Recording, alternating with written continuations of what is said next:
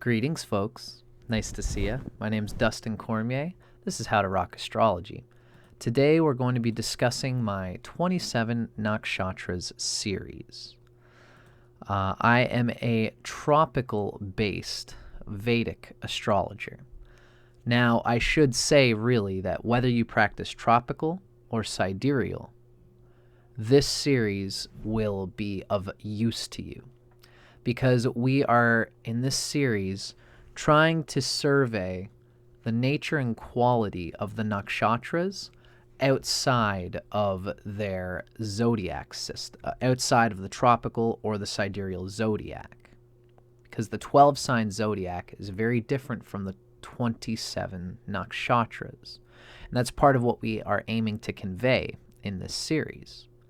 The absolute nature of the nakshatras is something that has stood the test of time beyond any system of tropical or sidereal. The nakshatras are intended to have a nature that is separate from the 12-sign zodiac, Aries, Taurus, Gemini, etc. They are intended to be separate. Now, this idea has been birthed in the recent re-emerging tradition of tropical Vedic astrology, because it's the tropical astrologers who recognize that the point of Aries is spinning against the backdrop of the stars. At least that is our theory. And if you are a sidereal user, again, I welcome you to use this series as a way for you to get a sense of what the nakshatras are, again, regardless of the zodiac. So if you're a sidereal user, you're still welcome to enjoy this video series. So we are going to be in my practice, I use the tropical rashis over the sidereal nakshatras. If you're interested in the sidereal tropical debate, I have some videos on my channel where I've discussed that. You can feel free to check that out. Now, where I'm really coming from in this video series, I'll probably speak a little bit to it in each video that I do. There is a psychedelic story talking about Vishnu's 3 steps. This comes from the Srimad Bhagavatam, and it comes from, it's not Upanishad, but it's a Puranic story from the Puranas. The main idea is that there was once, years ago, many thousands of years ago, there was an evil demon whose ego was becoming too big. And it's a metaphor, of course, for the human ego that needs to fall in alignment with the divine self, described through astrology. Now, this demon was gaining too much power, and all the gods wanted to get this demon ego in alignment with the divine, and they were having trouble with it. So they called Vishnu. And Vishnu, well, that's who they always call whenever there's a problem. Vishnu says, all right, I'm going to trick them. I'm going to come as a midget, as a little tiny dwarf. I don't know, some very small looking person. And Vishnu comes as a dwarf and says to the demon, I'd like a boon, please. And the demon says, what could you possibly want from me with all the power that I have? And Vishnu says, not much. I would just like 3 paces, 3 footsteps of land. And the demon looks at him and says, your tiny legs? You can't possibly take up that much land. You can have it. You can take 3 paces, 3 steps, and it will be those steps, whatever you step on, will be yours. Vishnu says, great. And Vishnu expands, and with his first step, he takes, there's many ways of telling this story, but I often tell it as an astrology story. The first step Vishnu takes, he takes the nakshatras, and that's the deep space, this purple here. The second step, he takes the local space of the tropical zodiac. And with the third step, he takes the geomantic space. That's the horizon, that's the houses, etc. So, of course, with that third step, the demon says, you can step on my head. because the demon recognized that Vishnu was in these spaces. Now, the point here is to convey that the nakshatras are an entirely different star wheel from the local space of the zodiac signs. Now, therefore, in this series, my intention is to convey the pure essence of the nakshatras as they are without the rashi or the signs. So, for those of you who are watching, consider that the nakshatras are a highly regarded aspect of Vedic astrology. In fact, Victakara, who has inspired much of the work that I'm doing in this series, he has considered nakshatras to be the authentic heart of Vedic astrology.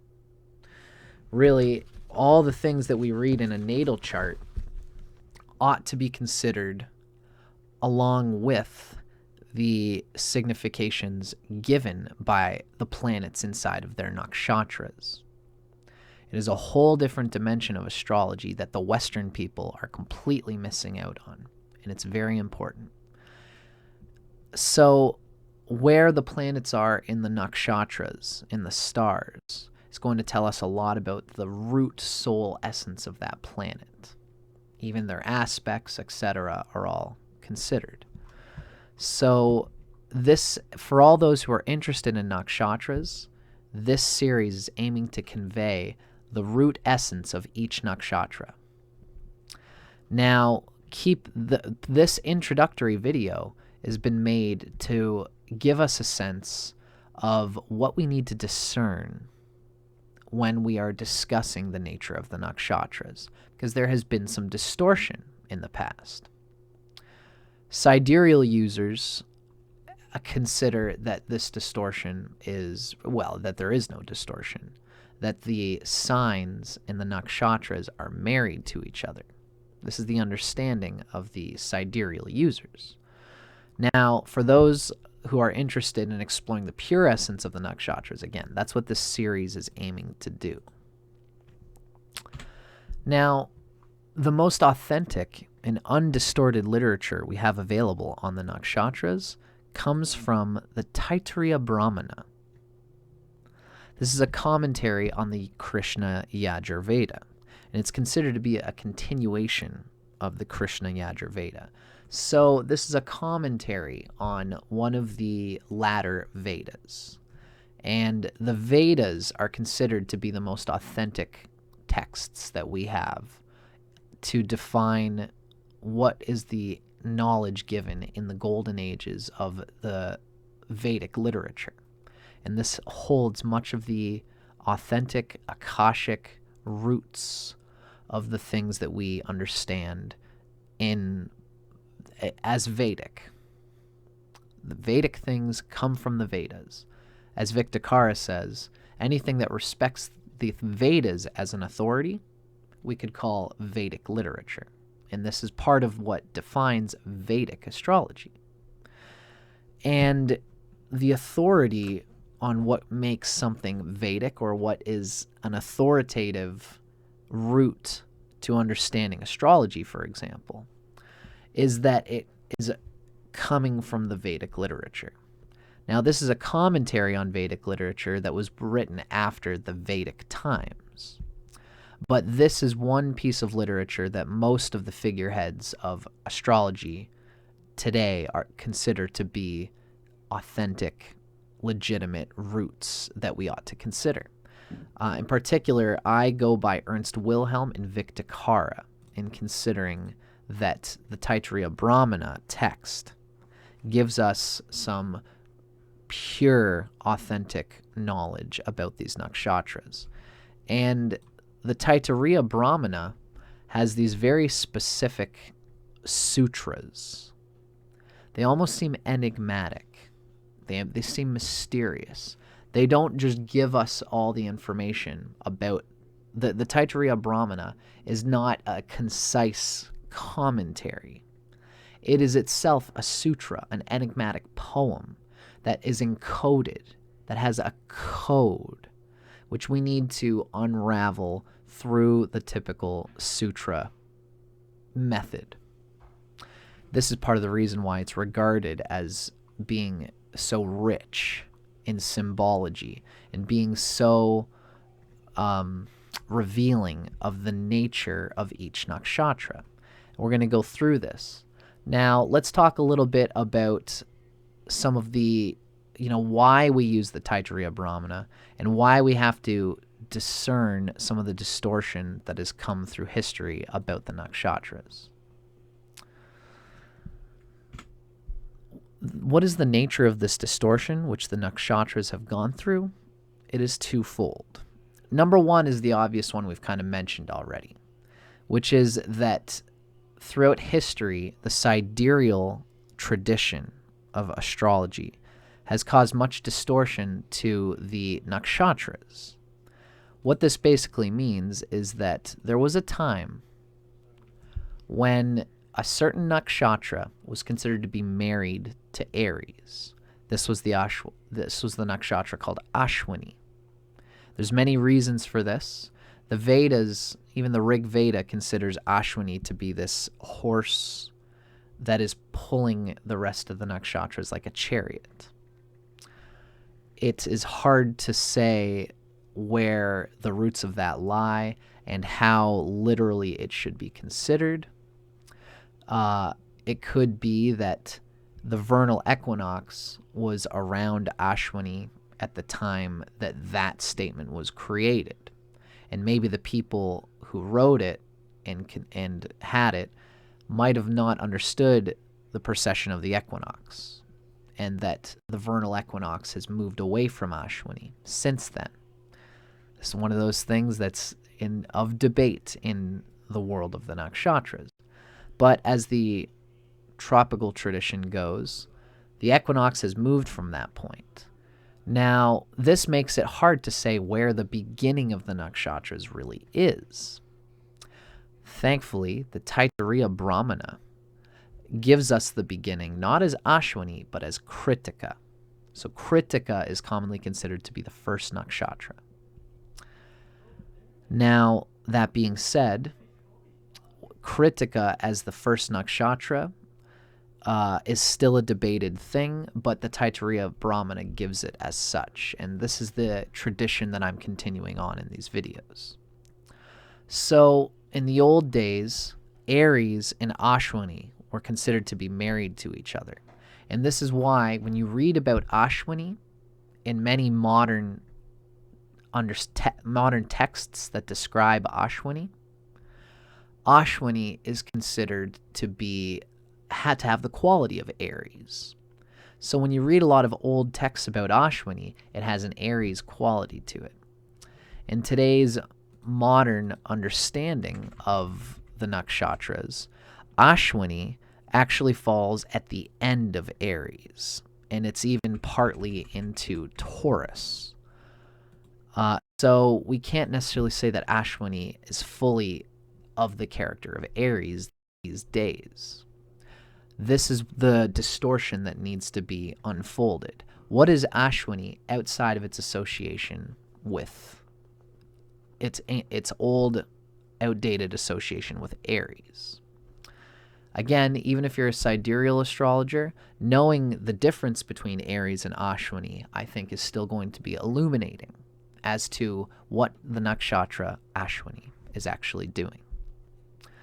So this is one of the distortions that we can speak to. It's the incorrect zodiac association with the nakshatras. That's why we're just purely identifying the nature of the nakshatras without the signs. Now there's another distortion that has come through, which has come to my attention, and Vedic Astrology has spoken about it. And I think it's again important to consider. This is the associations with what has been known as the Vimshotri Lord, the ancient ruler. And this is the planet that rules the first dasha period, the Mahadasha, when the moon falls in that nakshatra. So this is a little tricky to explain, but it's, it can be explained. Most people know about the nakshatras through the Mahadashas, which is a very important aspect of Vedic astrology. If you've been interested in Vedic astrology, you've certainly heard of this Mahadasha system. It's like an internal clock that is constantly moving forward. As this internal clock of the Mahadashas moves forward, we internally emphasize, it's like, it's Jupiter o'clock, which means Jupiter things will be emphasized, whatever Jupiter shows in your chart. That would be the Jupiter Mahadasha. After Jupiter, I believe, is Saturn Mahadasha. Don't quote me on it right now. But then all the things related to Saturn would be emphasized in your chart. What is the hand that is turning this clock, you might ask? It's the moon's position in the nakshatras. When you are born, whatever nakshatra the moon is in, it will have a Vimshotri planet that begins the Mahadasha phase. The example that we give here is that for example, if the moon falls in the nakshatra of Kritika when you were born, the sun is the first Mahadasha. So we could say the sun is the Vimshotri lord of Kritika. Okay? Now, some people think that because when the moon, which has a lot to do with the soul, the moon's nakshatra says a lot about a person, about the soul. That is your nakshatra. So when the moon is in a certain nakshatra, it's at from zero until the first dasha goes through. You are in the Vimshotri planet's Mahadasha. For example, if the moon falls in Kritika, you are in the period of the sun until that Mahadasha is over. The sun in particular is a short Mahadasha. For whatever reason, each Mahadasha has a certain amount of time. So if you are in the sun Mahadasha, when the moon is in Kritika, that means at the 0 years old, when you're most like a sponge, you are absorbing the nature of the sun. This is why people say that Kritika, when the moon is there, the person will take on the qualities of the sun at a very early age. But the distinction being made here is that just because the moon goes through the sun dasha, when the moon is in Kritika, that doesn't mean the sun is inherent to the nature of Kritika. Some say it is, some say it isn't. What we're aiming to do in this series is to remove the association of the Vimshotri Lord.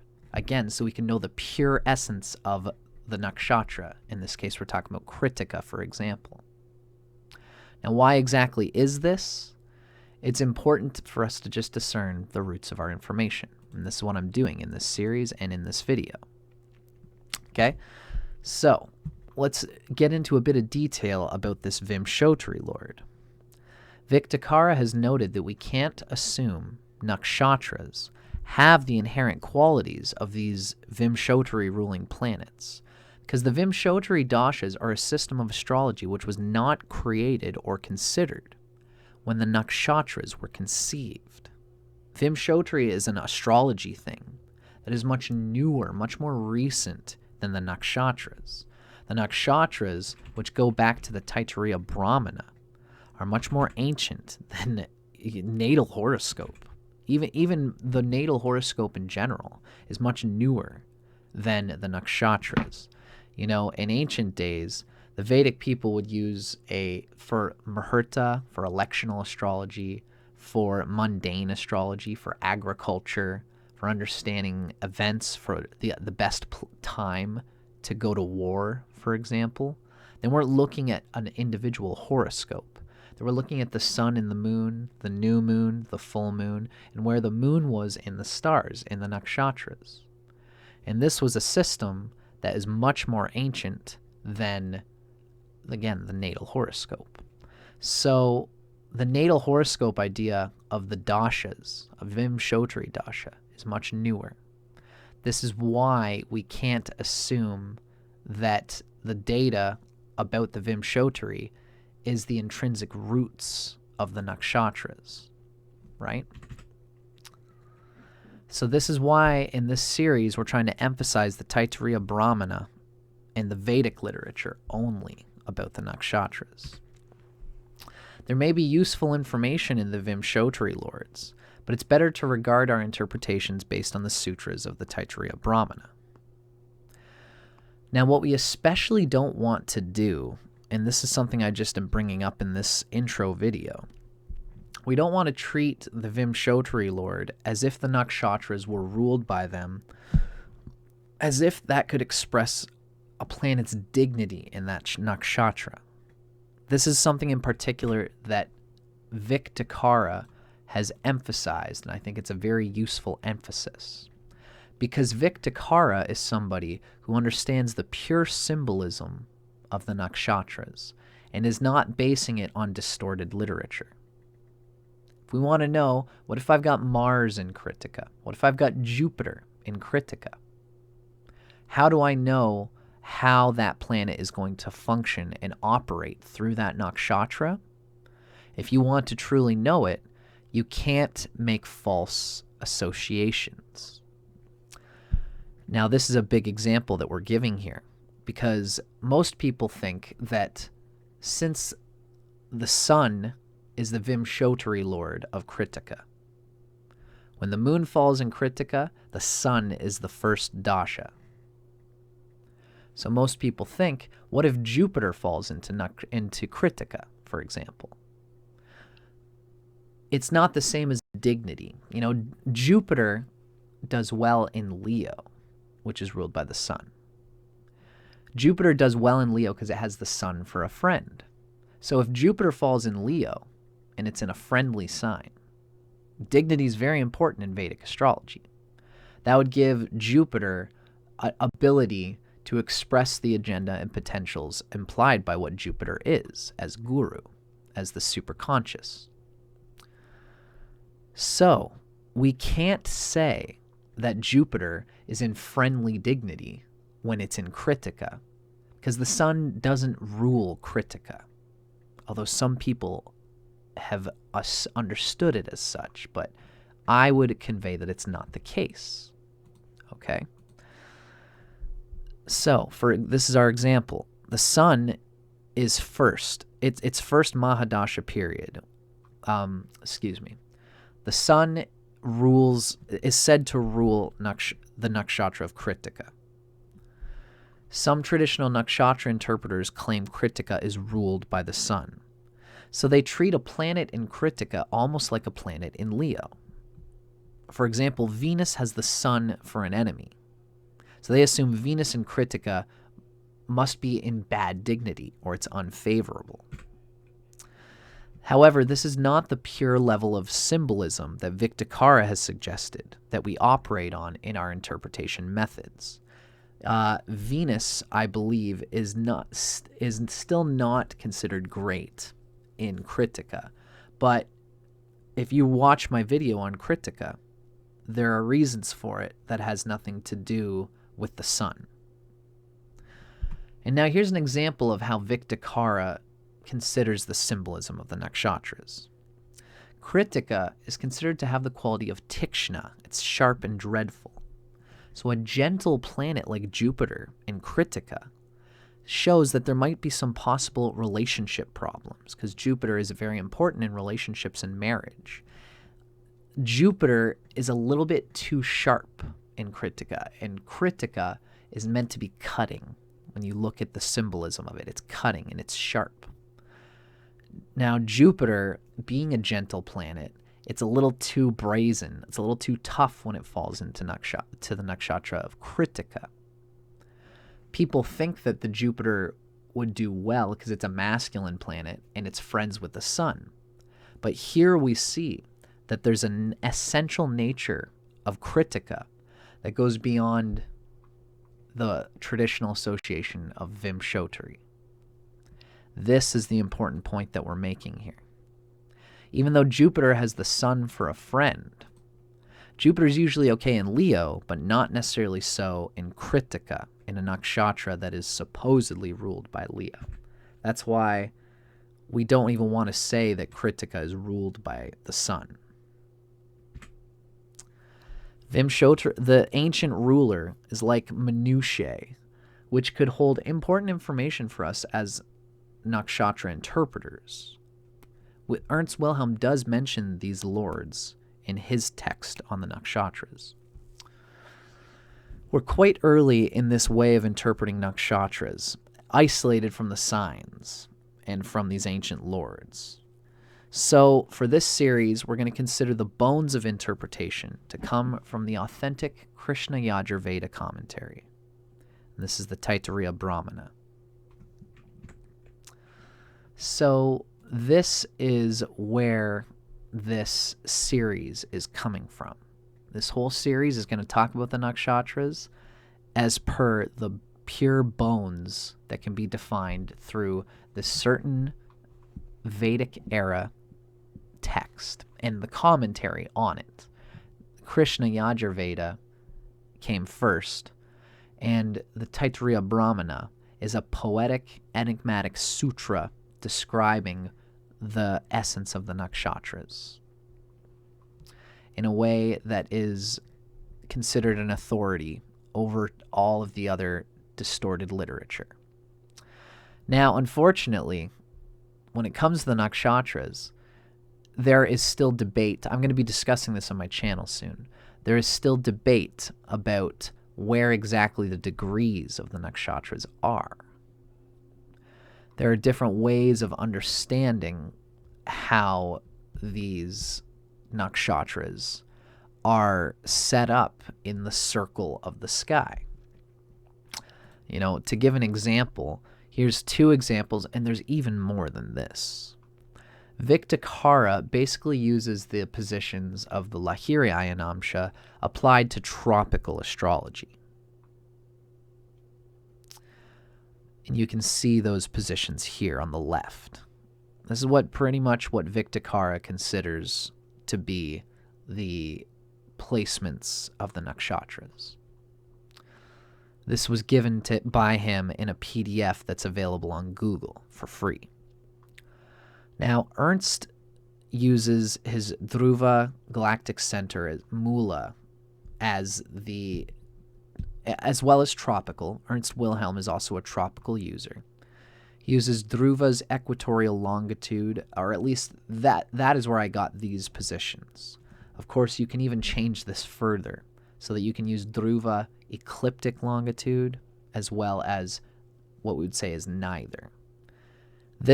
All of this, the difference between these two is something I'm going to talk about in coming videos.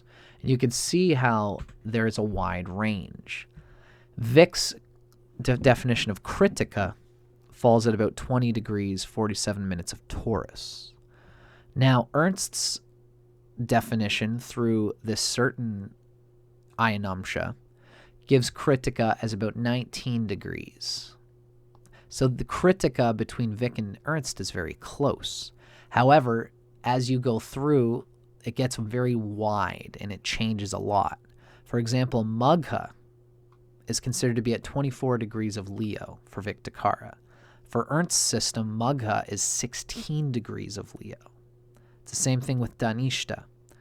Vic considers Dhanishta to be at about 17 degrees of Aquarius, and Ernst considers Dhanishta to be about 9 degrees of Aquarius. So that's like an 8-degree difference around there.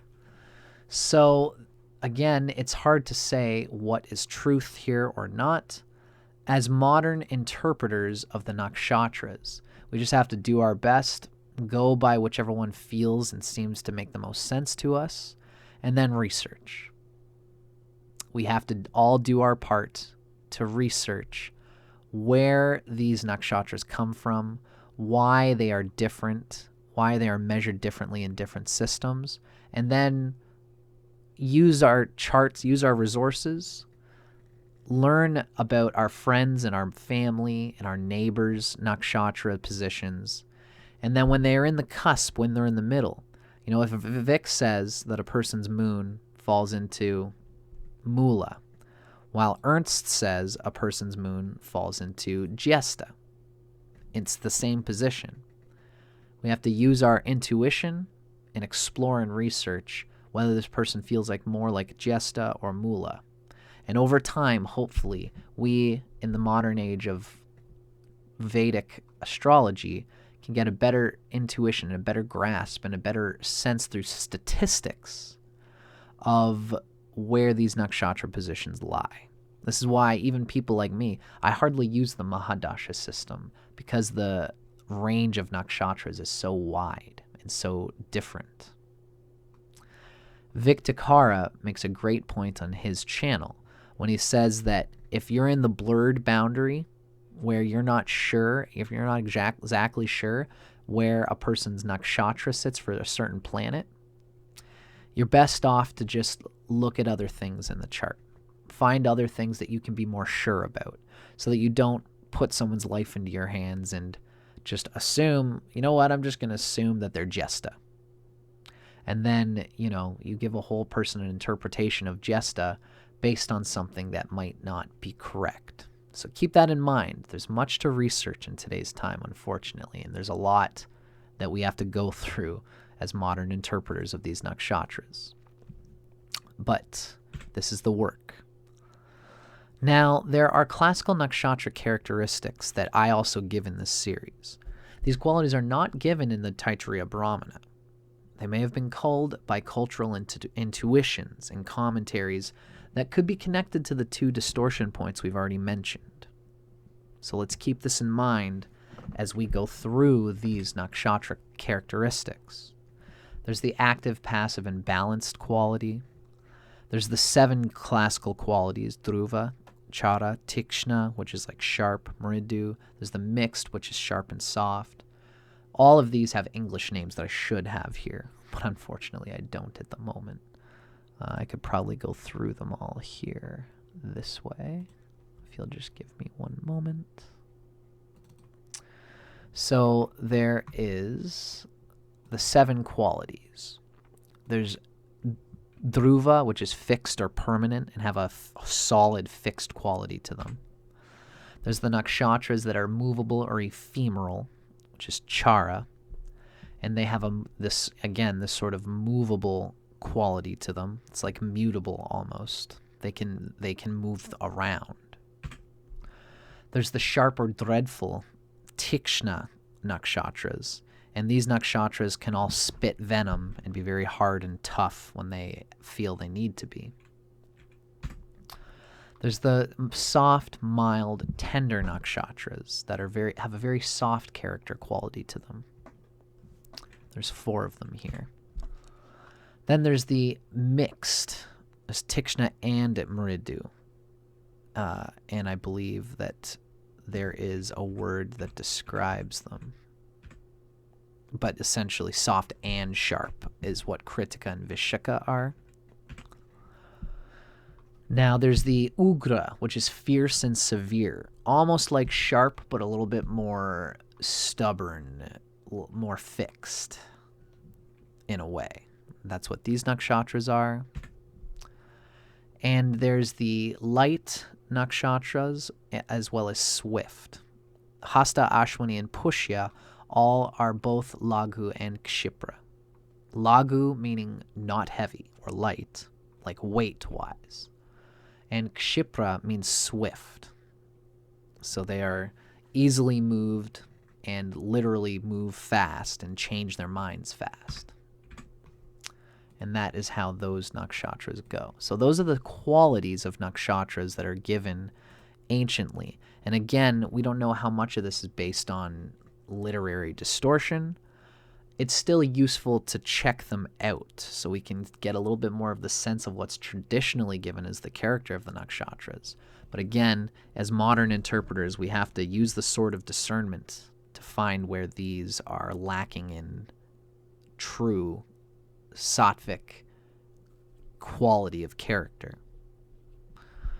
Now there's the sexual yoni animal that I mentioned here. And these are often used in lunar compatibility and traditional Indian marriage assessment. For example, when you look at some of the nakshatras that I've got here, Kritika's animal is the female sheep.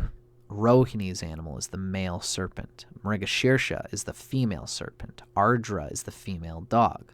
Punarvasu is the female cat. All of these animals are describing the marriage compatibility character of each nakshatra, which is very useful for marriage assessment. It's very useful for that.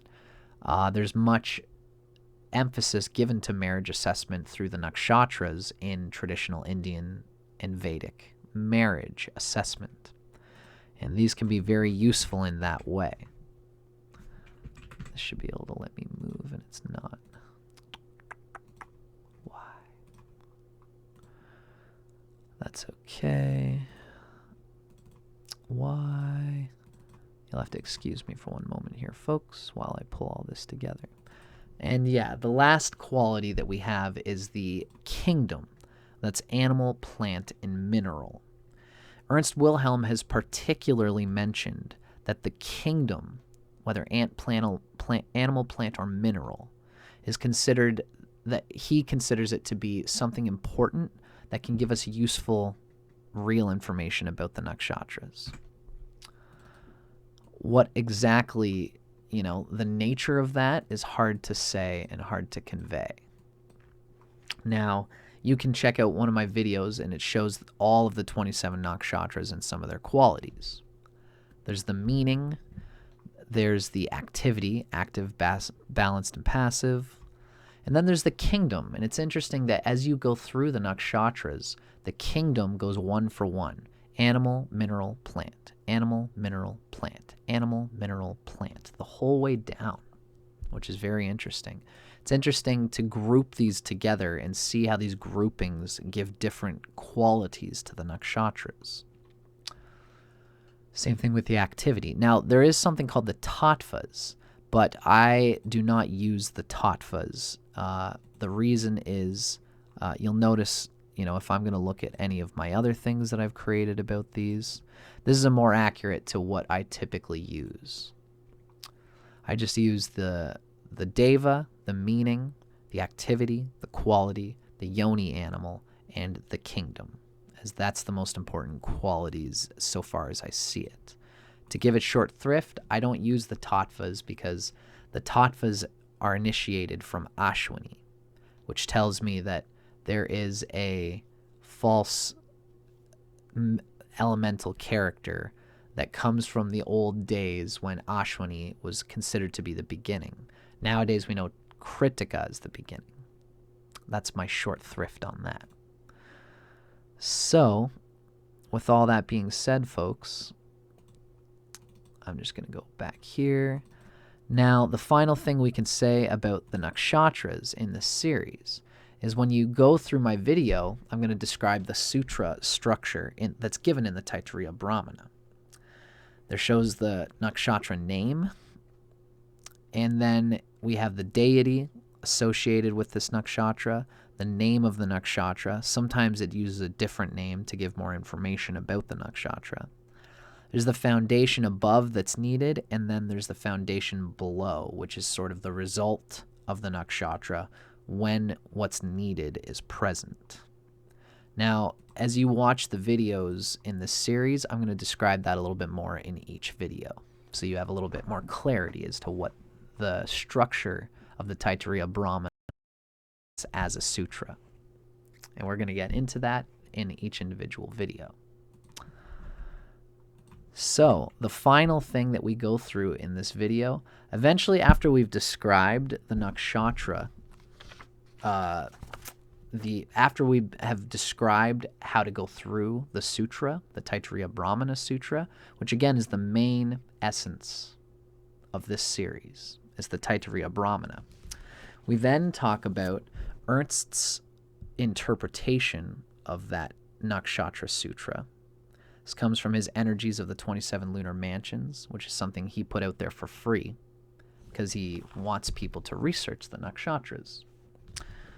We also go through Victika's description of the nakshatra, given in his very important book. And those two are based strictly on the Taittiriya Brahmana Sutra.